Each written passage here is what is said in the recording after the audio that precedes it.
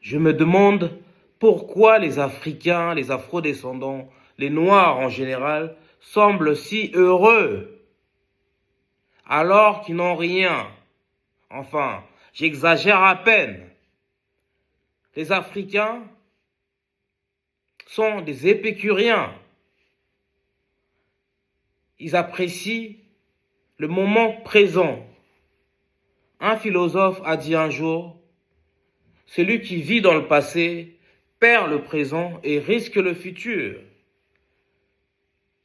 On vit dans une époque où on a tendance à pointer du doigt celles et ceux qui affichent un grand sourire et qui semblent heureux avec le peu qu'ils ont.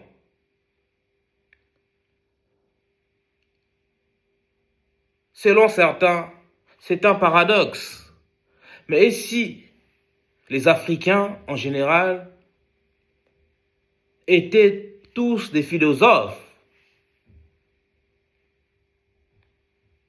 En tout cas, une chose est sûre, les Noirs, les Africains et les Afro-descendants semblent plus heureux, plus épanouis que les Occidentaux.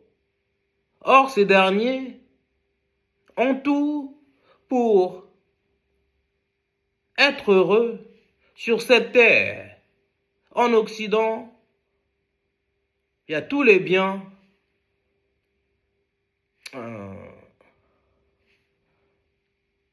Il y a tout ce dont l'être humain rêve. Les Occidentaux vivent correctement et ne manquent pas de toit, ne manquent pas de nourriture, mangent à leur faim, travaillent, ont un salaire, somme toute, confortable. En tout cas, celles et ceux qui ne s'en sortent pas ont accès aux aides sociales, peuvent profiter de l'État-providence, alors que les Noirs, les Africains, les Afro-descendants ne possèdent que le strict minimum pour la plupart d'entre eux. Et certains ont même du mal à survivre sur cette terre, se contentent des miettes. Dans mon propre pays, la République démocratique du Congo, il y a au moins 70% de chômeurs. Et la majorité de la population vit avec seulement quelques dollars par mois. Et pourtant, comme vous le savez, les Congolais, d'ailleurs des deux Congos, du Congo Kinshasa et du Congo Brazzaville, sont des bons vivants.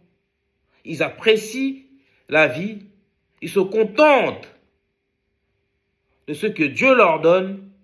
C'est peut-être ça leur secret du bonheur. Et si le bonheur était une décision personnelle, au lieu qu'ils dépendent des biens qu'on possède ou de l'entourage qu'on a autour de nous. Beaucoup d'Africains, en tout cas, sont joyeux, se contentent du peu qu'ils ont, ils sont solidaires entre eux et font la fête comme si aujourd'hui était leur dernier jour sur terre. Est-ce un mal d'apprécier la vie? Le bonheur n'est pas seulement réservé aux plus nantis d'entre nous. Et comme le dit le proverbe, l'argent ne fait pas le bonheur. Mais moi j'ajouterai, l'argent ne fait pas le bonheur, mais il contribue largement.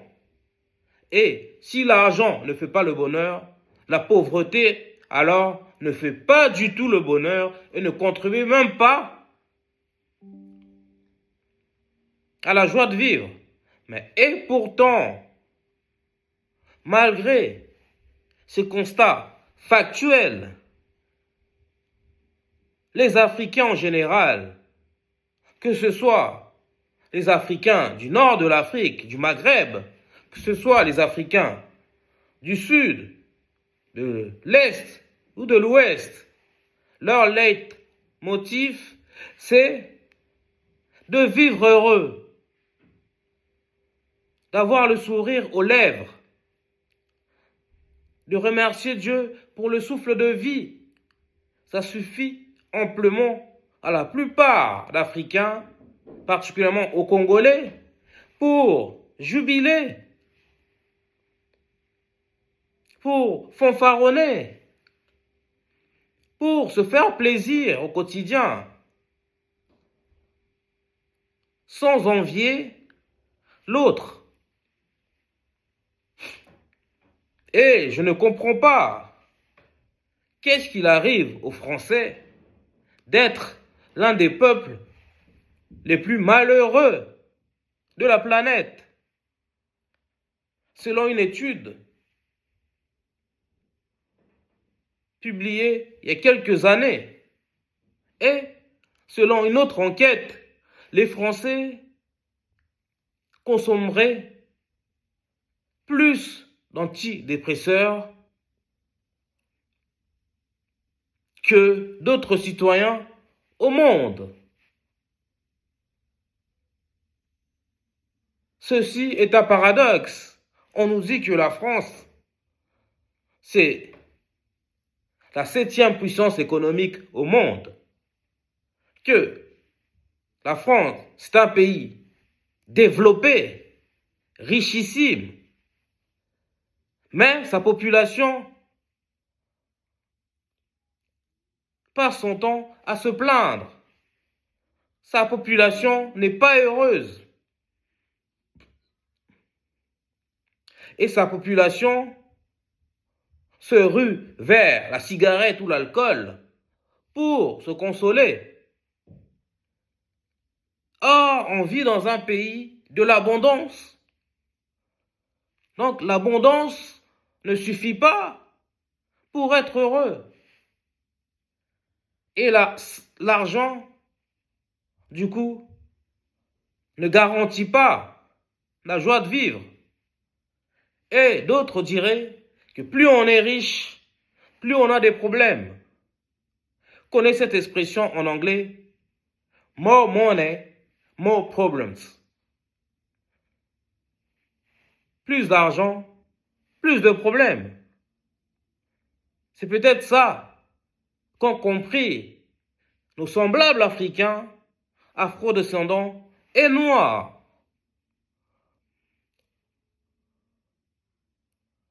Il faut vivre dans le présent, savoir apprécier le moment présent.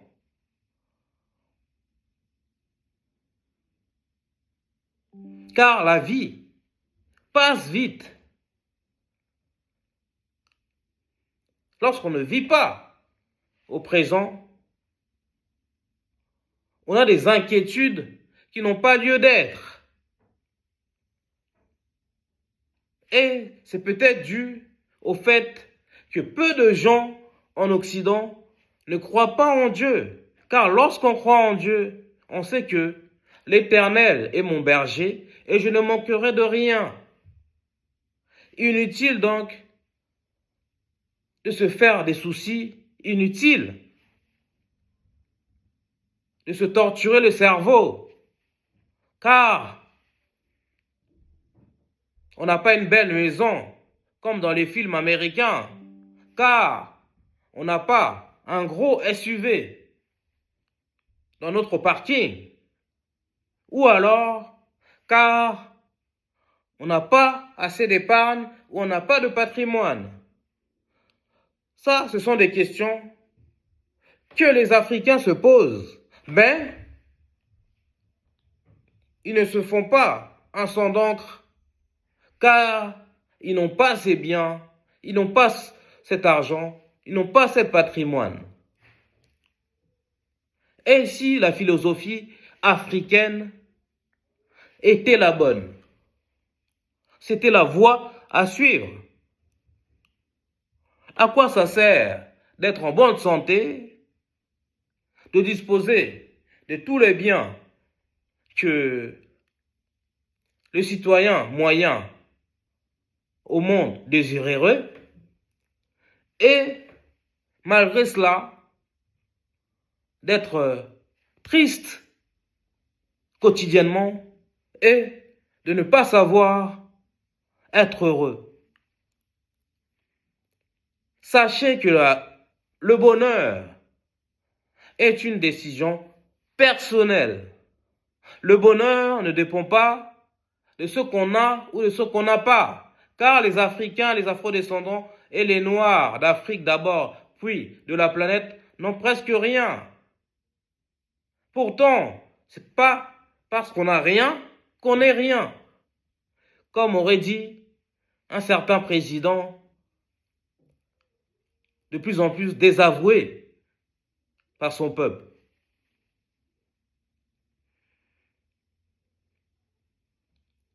N'allez pas chercher votre bonheur dans des futilités, dans le matériel.